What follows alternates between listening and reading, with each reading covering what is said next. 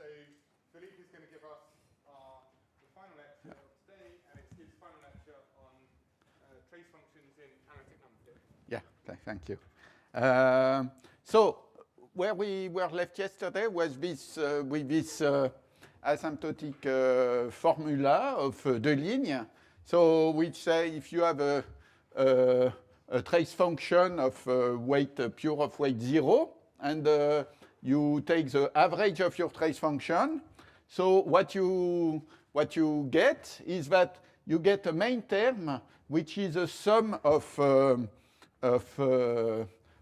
finite number of complex number of modulus 1 to some power n, and the number of this complex number is the dimension of the space of geometric co-invariance of your sheaf, and an error term, so which go to 0 at speed the square root of the number of terms in the summation. And so in particular, if your sheaf is geometrically irreducible and non-trivial, then this thing is 0, and so you have that you average decay at speed square root of the number of terms. Okay, and so we will use this formula so this is a very important formula, but the use we make of it will be really very important for analytic number theory, because we will look at correlations of trace functions. So what we are going to do is that we consider two trace functions, kf and kg. So always they will be pure of weight 0. So the sheaf will be geometrically isotypic. So meaning geometrically it will be a direct sum of same irreducible representation, pure weight 0.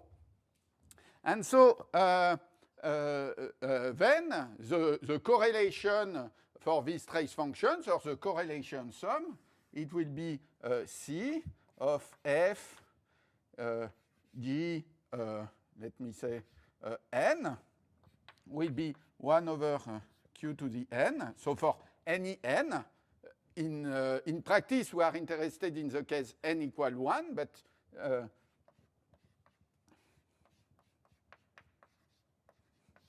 and we correlate the trace function, so we sum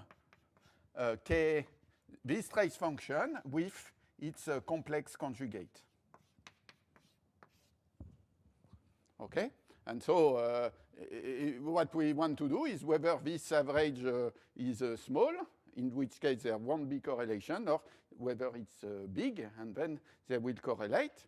And then there is okay, sorry, I made this mistake. So,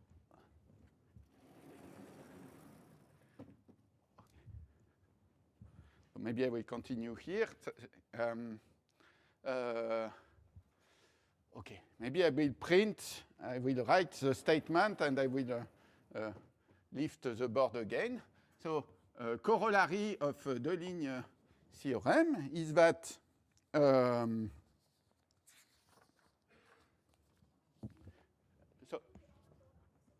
I will in a second, but I want to just to state the theorem, and I was bad at choosing my blackboards.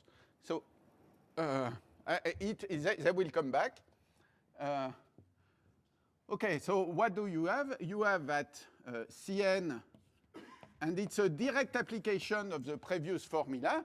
Cn of Fg, it will be equal to, okay.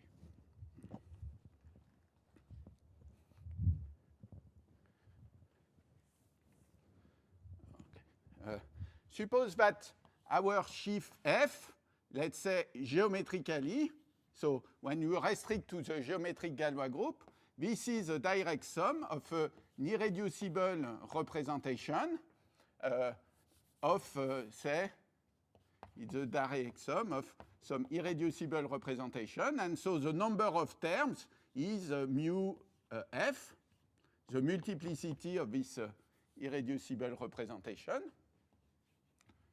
So fi irreducible geometrically, and suppose same that the geometric sheaf is isomorphic to an irreducible, to mu of G copies of an irreducible representation. Okay. Then there exists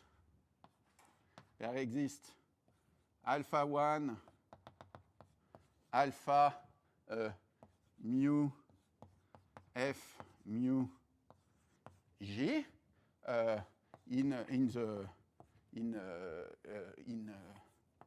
of modulus 1, such that the correlation sum equals, so alpha 1 n plus alpha mu f mu G n plus O of Q minus n over 2, and the dependency, it depends on the conductor of F and G. Okay? Sorry, and here I have to put some term, delta symbol, delta of Fi is isomorphic to Gi. Okay, so what does this formula say? It says your sheaf are copies of some irreducible representation. If the two irreducible components are the same, then your correlation sum will have a main term, which will be of that size, the product of the multiplicity, plus an error term. And if the irreducible components are not the same, then you will have a decay for the correlation average. So are these direct sums? Yes, direct sums. It's a direct copy of the same irreducible representation. Is whether the irreducible components of these factors are the same or not. So if f, so suppose that suppose that your sheaf are irreducible, either they are isomorphic or not, and then you get one term or you get.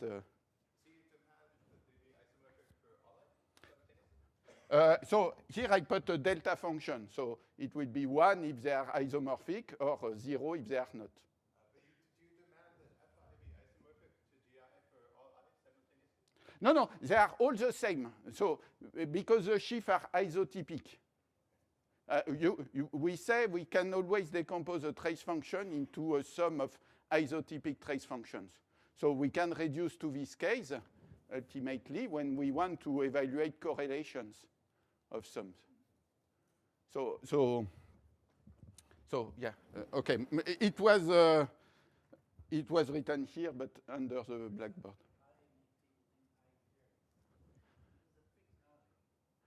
I is for irreducible. Okay, I will. Okay, here.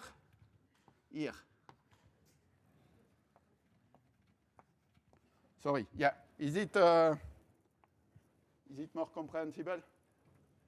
Yeah. Sorry. Okay. And so okay. And this is Deligne theorem applied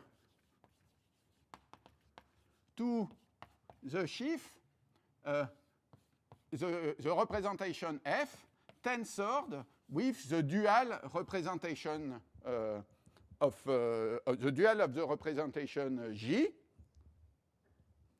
because the trace function of the dual, because your sheaf is of weight 0, so it's just the complex conjugate of the trace function of the original sheaf. So because of this, and because the trace function of, sorry, it's a k f times g dual is the trace function of f times the trace function of g complex conjugate.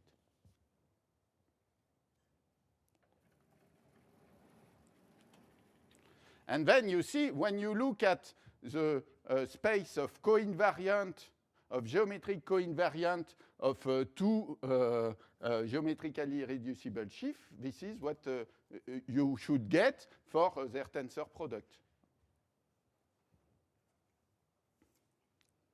So, yeah.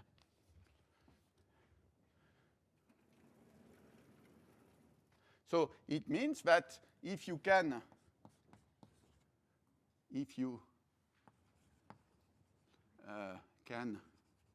evaluate the correlation sum, so you obtain a geometric statement. You can decide if so f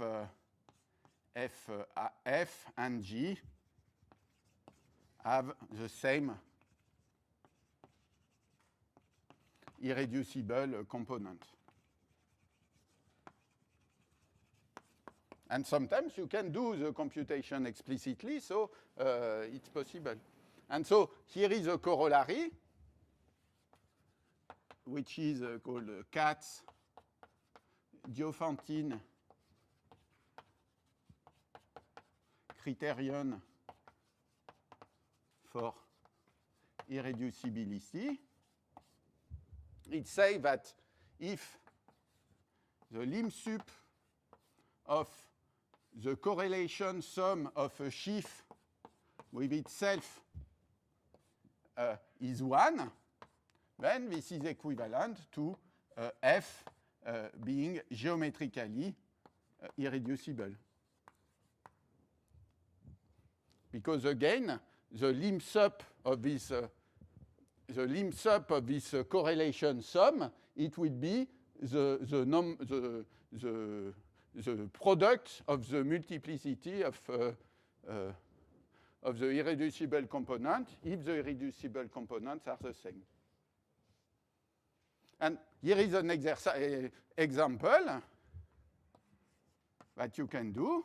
So for all k, the Klosterman sheaf is geometrically irreducible. And what is the idea beyond this computation?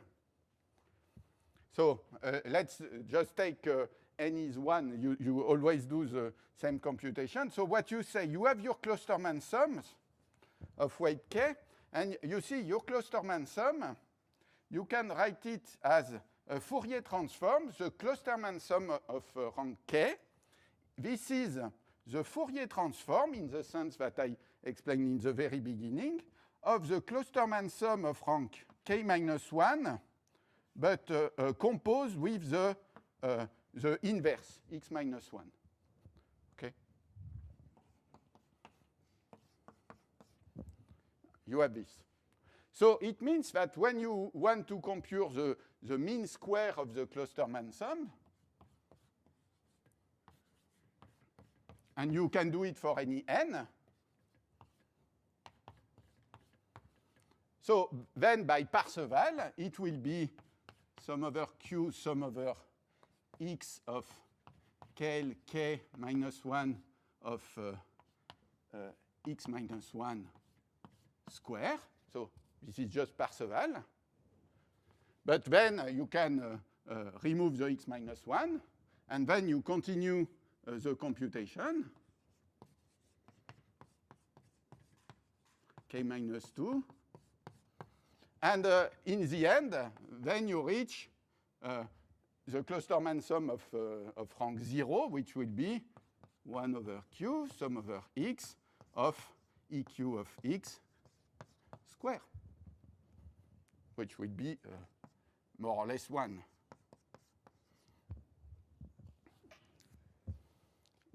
Because it will be over the x non-zero.